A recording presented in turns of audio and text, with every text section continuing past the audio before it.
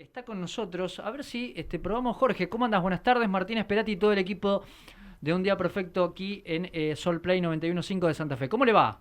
Hola, ¿qué tal? Muy buenas tardes. ¿Se me escucha bien? ¿Se me ve bien? Pero se lo ve bárbaro allí. Ahí está, muy bien. ¿Cómo ¿Cuántos anda? libros los leyó ¿Cuántos todo? libros, no? Impresionante. Libros y deportes, básicamente mis dos pasiones. Qué Muy bien, bárbaro. muy bien, muy bien. Bueno, Jorge, aquí el profe Cristian Riom gestionó esta nota con usted y me pareció muy interesante abordar el tema de la guerra entre Rusia y Ucrania. Bueno, siempre este tema que ya lo venimos abordando hace mucho tiempo y que la gran pregunta es ¿por qué los medios se empecinan en contar de una manera determinada información que a ellos por allí les conviene si miramos a Occidente?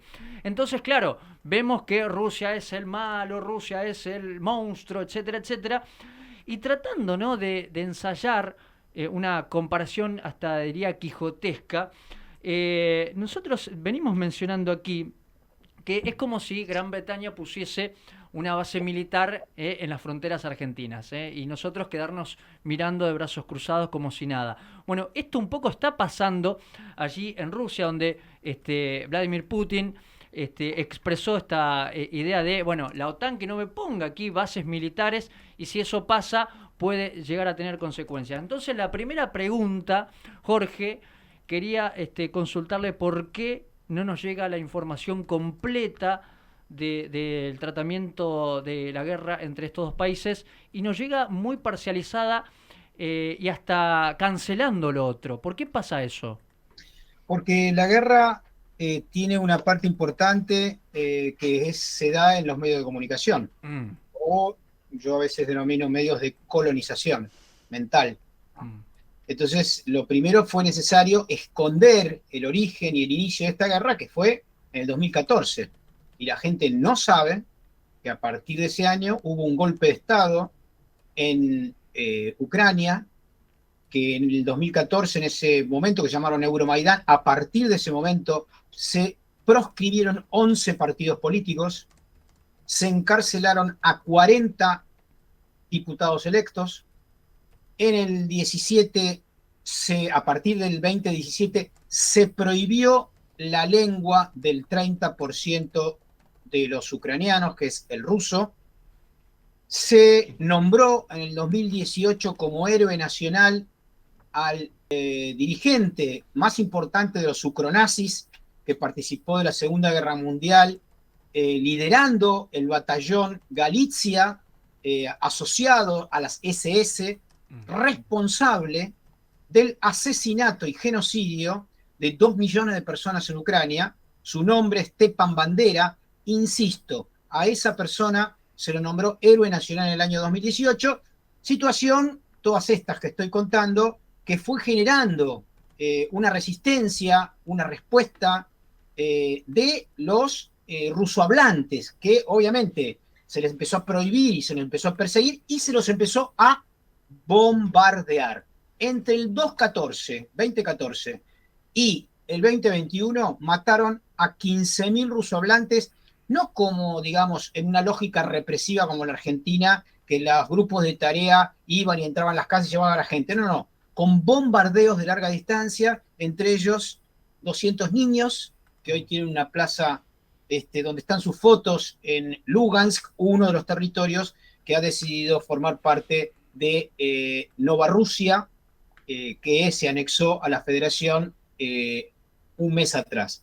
Entonces digo, primero, no llega la información porque los grandes medios de la Argentina concentrados son tributarios de la lógica neocolonial de Estados Unidos y trabajan para sus intereses, es decir, para la Embajada de Estados Unidos, para las transnacionales y sobre todo en contra de los intereses de América Latina. Bueno, de la misma manera que trabajan en contra de los intereses del desarrollo, de la integración, de la independencia y la soberanía, también trabajan en contra de los intereses de un país soberano como Rusia o de otro país soberano como China. Ellos lo que quieren, lo han hecho durante muchos años, es controlar a nivel geopolítico y geoeconómico las condiciones de producción de la realidad y lo hacen a través de los medios.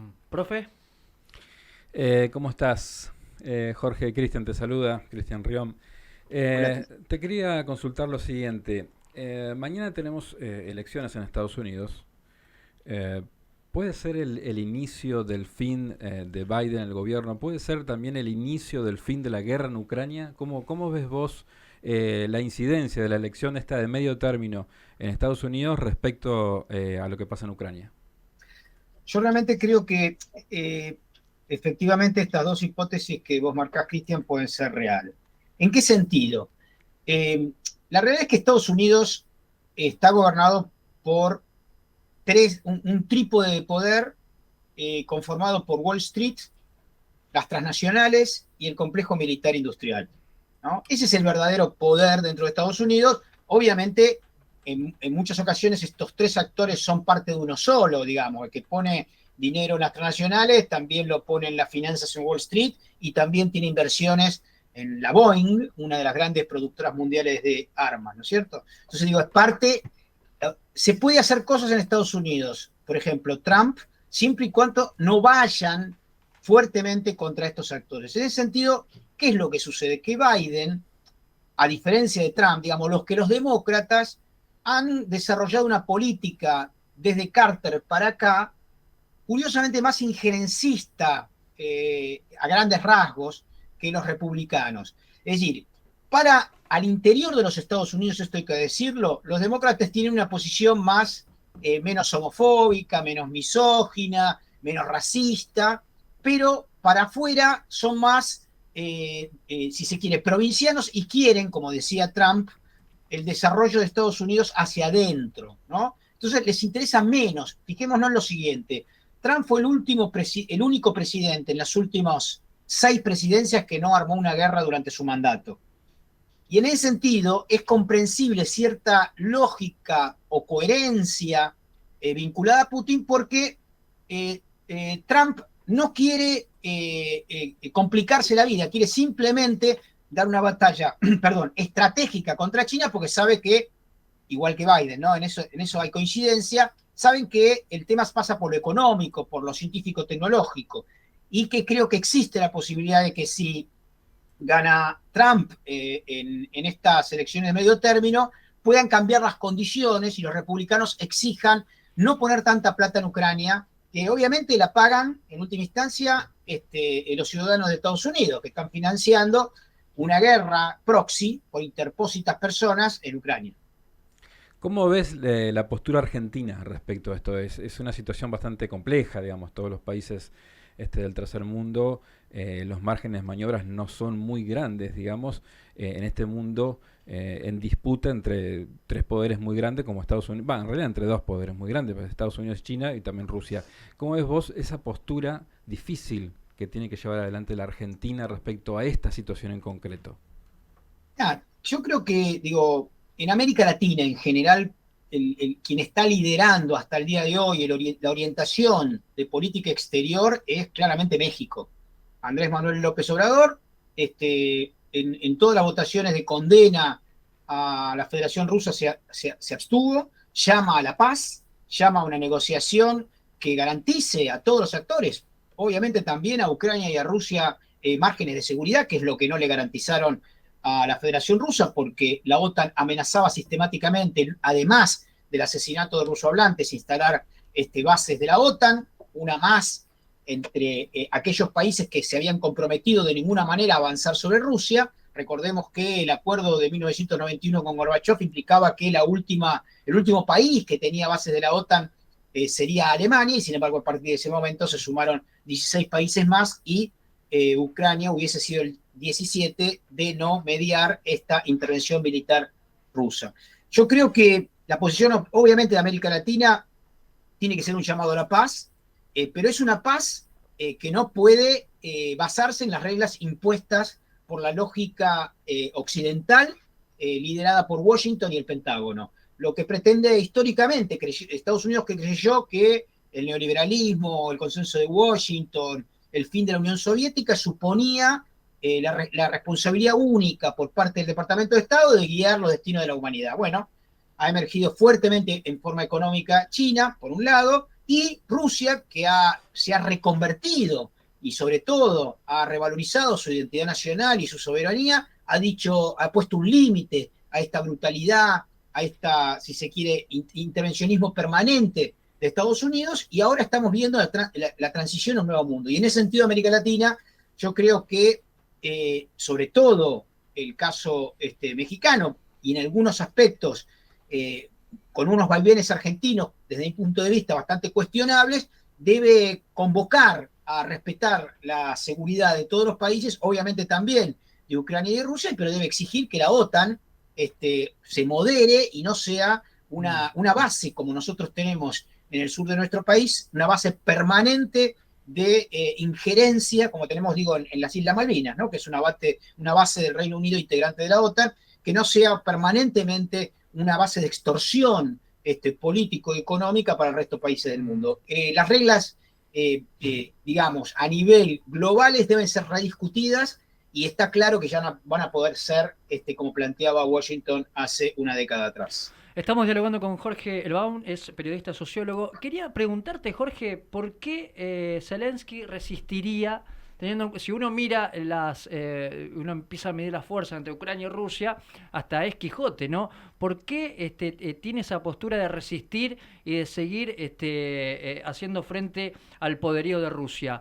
Evidentemente hay alguien que le dice resistí porque nosotros te vamos a apoyar. ¿Por qué? Para que la gente entienda por qué siguen con esa postura.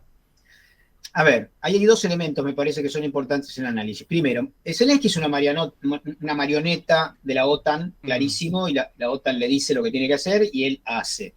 El objetivo, básicamente, de la OTAN es desprestigiar a la Federación Rusa a nivel global, poniéndola como un invasor y no como alguien que se está defendiendo efectivamente de la OTAN desde hace muchos años, como lo está haciendo, está rodeado por países de la OTAN, primero, y segundo, hacerle pagar un costo militar. Ahora, del otro lado, obviamente, en el caso de Putin, también están haciendo su juego de ajedrez, y está clarísimo, como lo han hecho desde el inicio de la intervención militar especial, que lo que pretenden es estirar esto lo máximo posible para que, como bien lo dijo Putin, la OTAN está dispuesto a llevar esta guerra hasta el último ucraniano, tratar sobre todo que pase este invierno, que Europa, socia por ahora y por poco tiempo más probablemente de Estados Unidos, entienda que esto no es un rédito posible para los países europeos.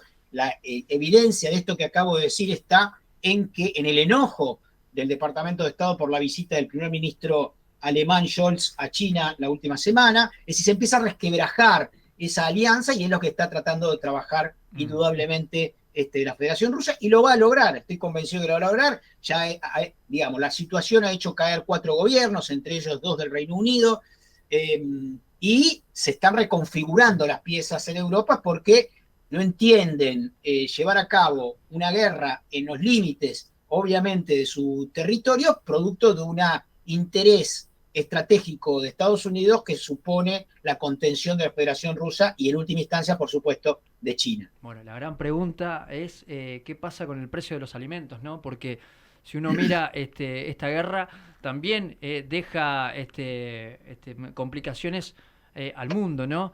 Y el impacto de aquí, de la República Argentina, es aún mayor. ¿Por qué pasa esto, Jorge? Te voy a aprovechar en tu condición como conocedor de las ciencias económicas. Bueno, en principio, digamos, acá hay 2 factores que están contribuyendo, o 3, mejor dicho, a la espiral de inflación a nivel global. El primero es, obviamente, que el neoliberalismo se está mostrando exhausto para poder administrar y gestionar la lógica económica y financiera a nivel planetario. El segundo es la pandemia. Se rompieron ciertas cadenas de valor, se retrasaron la producción de determinadas cosas, obviamente hubo menos oferta, y eso generó también procesos de inflacionarios. Y obviamente también esta intervención militar de Rusia. ¿Por qué? Porque Ucrania es uno de los 5, Ucrania y Rusia están entre los 10 productores más importantes de granos del mundo y de energía, en el caso específicamente de Moscú. Entonces, estos 2 elementos son claves, estructurales, para la alimentación y para la manutención, como en el caso del gas y el petróleo, Y bueno, esos tres elementos conjugados han disparado una situación de, se han incrementado los precios de muchos otros productos que dependen de esto. Ahora, para América Latina, que es gran productor de alimentos y también gran productor de energía, si estuviesen dadas las posibilidades, por ejemplo, si Estados Unidos no hubiese coartado el desarrollo petrolero de Venezuela, si tuviésemos, no estuviésemos tan endeudados y pudiésemos poner más dinero en vaca muerta, es decir, hubiésemos tenido fortalezas en respecto a esta situación que lamentablemente no podemos aprovechar del todo. Nosotros al día de hoy tendríamos que ser superavitarios en energía, lo somos en granos, y el mecanismo de organización, obviamente transnacional y monopolizado o oligopolizado de los granos en nuestro país, hace que eso no pueda ser aprovechado como corresponde. América Latina, sobre todo, digo Brasil, Argentina, nuestras posibilidades de desarrollo energético con Bolivia, con el litio también con Chile y Bolivia, etcétera, hubiésemos tenido una mejor situación. Lamentablemente, Estados Unidos lo que ha logrado, lo que ha buscado sistemáticamente es que no haya integración regional, que Argentina y América Latina no se desarrollen para no volverse un competidor y para no liberarse de esos esquemas políticos que nuestro país obviamente tiene representantes en el macrismo, Juntos por el Cambio, que trabajan para la lógica de las transnacionales más que para la soberanía nacional. ¿Profe? Respecto a América Latina, y concretamente pensando en lo que pasó en Brasil con el triunfo de Lula, ¿vos creés que la explicación de este corrimiento a la izquierda o a la centroizquierda, digamos, en casi toda América Latina, responde al agotamiento del neoliberalismo o a este efecto péndulo, ¿no? Que la gente va eligiendo a las oposiciones generalmente porque los ejecutivos no dan respuestas a lo que la gente quiere? ¿Cómo lo ves vos a esa situación que estamos viviendo hoy en América Latina? Yo creo que es una combinación de ambas, pero en los lugares como en Bolivia, que el oficialismo del MAS fue mucho más consecuente con las mayorías populares, ha sido premiado con un segundo mandato, incluso después de la persecución, el golpe de Estado, las masacres, etcétera. Es decir, existe la posibilidad, creo yo, si los oficialismos populares, vinculados a la izquierda, a la centroizquierda, al progresismo, no importa el mote, son consecuentes con sus proyectos, es muy fácil, benefician a las grandes mayorías. Ahora, cuando, como en el caso de Dilma, ganan con un proyecto progresista y en realidad no lo concluyen o no lo llevan a cabo, se ven mucho más debilitados para poder soportar las ofensivas de las derechas concentradas, sobre todo de la Embajada de Estados Unidos. Es decir, en este momento, por primera vez en un siglo, los tres grandes países de América Latina, México, Brasil y Argentina, en enero van a estar alineados en una posición, digámoslo, soberanista, que ya es de un nivel de rebeldía enorme frente a los dictados de Washington, ¿no? Y existe una posibilidad mayor para ir desarrollando programas, proyectos de integración en distintas áreas que generen cierta autonomía respecto al gran problema que tiene América Latina. El problema que tiene América Latina, como lo dijo Bolívar, es Estados Unidos. La verdad, no solamente porque impide sistemáticamente y lo que hace es tratar de fragmentarnos, sino bueno, porque le sacó un tercio del territorio a México, porque invadió Cuba, porque invadió 10 países de América Latina, porque generó todos los golpes militares y los genocidios en la década del 60 y del 70. Es decir, si no fuese por, como dice el chiste, ¿no? El único país donde no hay golpes es Estados Unidos porque no hay embajada de Estados Unidos. Bueno, la realidad objetiva es que si nosotros lográsemos eso que Samir Amin, un gran intelectual egipcio muerto recientemente, dijo, la desconexión, desconectarnos de esa toxicidad que supone un contacto con Estados Unidos, tendríamos más posibilidades. Y bueno, con países soberanistas o con proyectos políticos de autonomía respecto al Departamento de Estado, esto es mucho más posible. Bueno, preguntarle, Jorge, ¿qué implica para la República Argentina la victoria de Lula da Silva? Bueno, es clave tu pregunta porque el día que ganó Lula, una de las primeras cosas que hizo como un mensaje claro y subliminal es ponerse un gorro con la sigla de Cristina Fernández de Kirchner, y una semana y media después de ese signo, Cristina sale a la cancha advirtiendo la posibilidad de su candidatura claramente en la UOM, aquí en el conurbano. Es decir, digamos, es lógico que pensémoslo al revés. La derecha recibió un golpe enorme con el triunfo de Lula, porque en el caso incluso hipotético de que pudiera alzarse con las elecciones del año que viene, estaría enmarcada en una América Latina totalmente opuesta a un designio neofascista en el caso de Macri y de Bullrich, o aparente en el caso de Larreta, y estaría con mucha debilidad. Entonces, esto es un impulso, obviamente, para la continuidad del partido Morena en México, que tiene elecciones de acá a un año y medio, creo aproximadamente, y para que los proyectos políticos más o menos soberanistas, que van desde un Boric más socialdemócrata a una versión más radicalizada, más autónoma, más independiente como la de Venezuela, Cuba y Nicaragua, puedan configurar en la CELAC, que se va a encontrar en enero próximo en la Argentina, una institucionalidad que no pueda ser rota por la llegada de ninguna derecha. Es decir, generar los vínculos que no se puedan romper. Y eso se puede hacer con esquemas económicos, con un banco, con una moneda, con instituciones sólidas, etcétera. Obviamente sabiendo de que hay momentos de avance y momentos de retroceso, ¿no? El tema es que en esa mezcla, en la ley de los grandes números, siempre haya, aunque sea un poquito de avance. Sí, nuestro profe Cristian Riom nos viene hablando de los BRICS. ¿Usted cree que el señor Lula da Silva va a incorporar a la República Argentina o va a trabajar en ese sentido? No solamente, digo, para que tengan el dato claro, quien invitó a la Argentina a ser parte del BRICS es el canciller de Bolsonaro.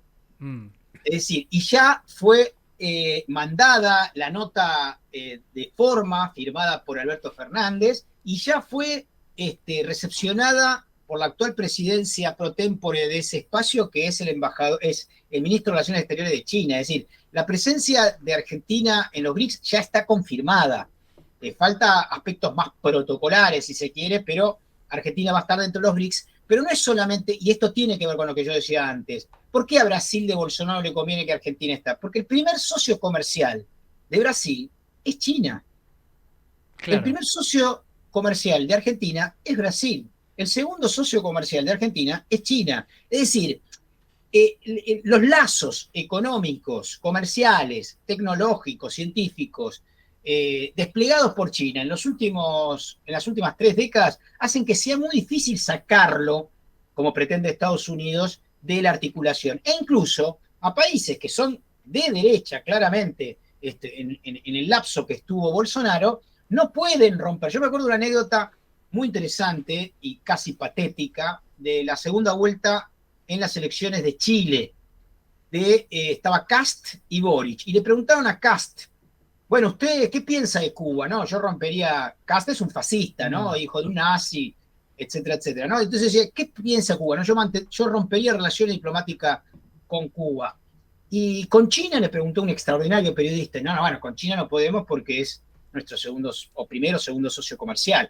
Bueno, está clarísimo que hay billetera mata galán, decimos en los porteños, ¿no? Y hay cosas que no se pueden romper. Bueno, hay que establecer esos nexos que no pueden ser rotos, a pesar, obviamente, de los intereses de Washington para seguir fragmentándonos y oponiéndonos, en todo caso, unos con otros en la patria grande. Muy bien. Voy y vengo. Última pregunta de mi parte. Quiero que cierre el profe. Estamos dialogando con Jorge Elbaum, es licenciado en Sociología. Y en su condición como sociólogo, quiero preguntarle, Jorge, ¿qué opinión le merece el fenómeno Javier Milei aquí en la República Argentina? Mira, Javier Milei es la versión degradada de Trump, de Meloni de Italia, de Bolsonaro. Es decir, hay una efervescencia a nivel global. En el último fin de semana yo escribí una nota sobre el neofascismo en Israel. Digamos, ganó ganó una derecha, que es el Likud, y una ultraderecha aliada a esa derecha que va a permitirles conseguir generar un gobierno. que es claramente un partido racista, supremacista, misógino, homofóbico, es decir, todas las características que tiene Milei, etc. Ahora, ¿qué expresa Milei? De la misma manera que Mussolini y Hitler hace un siglo atrás, en la década del 20 y del 30 del siglo pasado, fueron una reacción al miedo que imponía la Unión Soviética, bueno, Milei, Trump, Bolsonaro, Meloni y todos los neofascismos que andan dando vuelta en todas partes del mundo son una reacción al terror del fin del neoliberalismo y de sus privilegios articulados, obviamente, en términos transnacionales, con sedes en Wall Street, en el complejo militar industrial y en las transnacionales. Es decir, no es necesariamente consciente esto, es un proceso que es calcado a lo que sucedió un siglo atrás, con otra forma. Como bien dijo un famoso intelectual, la historia puede reproducirse varias veces, no siempre de la misma manera, a veces como tragedia y a veces como farsa. Me parece que en este caso viene más de farsa, pero con esos peinados y esa ridiculez, bueno, algo de eso tenía Hitler y Mussolini también, ¿no? En su época distinta, ¿no? Pero son reaccionarios frente a un cambio, a una desestructuración que no logran poder ubicarse y quieren a toda costa conservar lo existente y obviamente utilizan un mismo mecanismo, que es el mismo que utilizó el fascismo y el nazismo un siglo atrás, que buscar chivos emisarios, ¿no? Ahora es el chivo emisario en aquel momento eran los judíos, los gitanos, los comunistas, hoy son los planeros, los inmigrantes, etc. Pensaba, ahora sí, profe, te dejo la última, en esto de que postula Javier Milei, ¿no? Esta idea de la casta, sin embargo, utiliza el método de la política y está dentro de ella. Y también quería conectarlo en esta idea de qué es casta, casta empresarial, porque también está la casta empresarial en todo esto, ¿no? Esta idea de alguien que soborna, alguien que quiere ganar esa licitación. Digo, pero no se habla mucho de eso, ¿no? De la casta empresarial que impera en la República Argentina. Muy interesante lo que plantea Jorge. Profe, ciérrelo con Jorge Elbaum, es licenciado en Sociología y tuvo la gentileza de atendernos. No, simplemente agradecerle a Jorge porque fue muy claro. Los conceptos me parece muy bueno que la gente lo escuche. Y la última pregunta como para cerrar es ¿cuál a futuro, de cara a futuro, tanto para América Latina como para el mundo, cuáles son algunas de las herramientas para poder salir ilesos de todo esto, ¿no? Puede ser la integración regional, por ejemplo, y qué más cosas. ¿Qué nos podés decir sobre eso? ¿Cuáles son aquellas cuestiones de las cuales nos podemos agarrar los países fundamentalmente los más débiles como para poder salir ilesos de este mundo? Bueno, es excelente tu pregunta y creo que es de lo más importante en todo caso para buscar esperanza, ¿no? Y construir esperanza necesita la reivindicación del debate público y de la política, porque lo que quiere hacer básicamente el neoliberalismo es disolver la política, como bien dijo en relación a Milei, es decir, el concepto de casta, ¿qué es? Es un grupo social que no se contamina con otros. Castas hay históricas en la India, por ejemplo, que eran grupos sociales que no se podían contaminar con otros, ¿no es cierto? La realidad es que lo que ellos buscan es asociar la política a algo sucio, y cuando se desarma la política, ¿qué queda? ¿Queda el mercado o queda las armas? ¿No? El fin de la política son la violencia o en todo caso el mercado, y que gobiernen los CEOs y que gobierne esa famosa ridícula ley de la oferta y la demanda, o de la mano invisible, que es lo que beneficia obviamente a los que tienen los grandes recursos. En ese sentido yo creo que primero la reivindicación de la política. Después entender la política como un espacio de diferencia, incluso álgida, pero no del odio, ¿no? Que es también lo que pretenden instalar. ¿Es posible la política? ¿Es necesaria la política sin tiros en la cabeza? Sin duda, porque el tiro en la cabeza es la negación de la política. Eso es la dictadura militar, es la violencia, es lo que se estuvo discutiendo en estas semanas en relación a la película 1985, ¿no? Es el fin de la política. La violencia lo que hace es contaminar de sangre la política. Y nosotros queremos un debate público abierto de ideas, de proyectos, no de, en todo caso, de como hace Macri, vamos a terminar con Aerolíneas Argentinas porque pierde plata. Es mentira que pierde plata. Es una gran falacia. Lo dijo hace muy pocos tiempos mostrando los números el secretario del sindicato de aeronavegantes. Es decir, no se puede discutir con el cinismo. Si yo digo algo, digo, bueno, estas son las evidencias que tengo, digo, pero no se puede negar la realidad porque eso es, obviamente, una versión degradada y además equívoca de los sofistas. Es decir, tenemos que aprender a discutir, hay diferencias, hay que reivindicar esas diferencias, tenemos proyectos distintos de país, valoramos distintas cosas, podemos en todo caso incluso tener discusiones álgidas, pero no podemos invitar, como invitó la derecha a nuestro país, a quemar barbijos, a no vacunarse, a perseguir al kirchnerismo, etc. El lawfare, es decir, la criminalización de la política, es la guerra. Eso ya no es política. Sacar la política del debate para llevarlo a los amigos del Poder Judicial, que sí son una casta, es el fin de la política. No quieren más política, quieren que sus amigos pongan en cana a aquellos que no están de acuerdo. No, discutamos de frente a la sociedad y que la sociedad en todo caso vaya y vote y participe y protagonice en las calles, en la movilización popular, la respuesta. Lo que no se puede hacer, obviamente, es apelar a la casta judicial, por un lado, apelar a la muerte, apelar a la necrofilia y terminar de alguna vez con la discusión pública que nos permita en todo caso construir consensos y diferencias también. Muy bien. Jorge, ha sido un gusto, un placer. Gracias y lo convocaremos en otra oportunidad. ¿Le parece? Por supuesto. Muchísimas gracias a ustedes. Un fuerte abrazo para ambos. Muchas gracias. Jorge Elbaum. Muy interesante.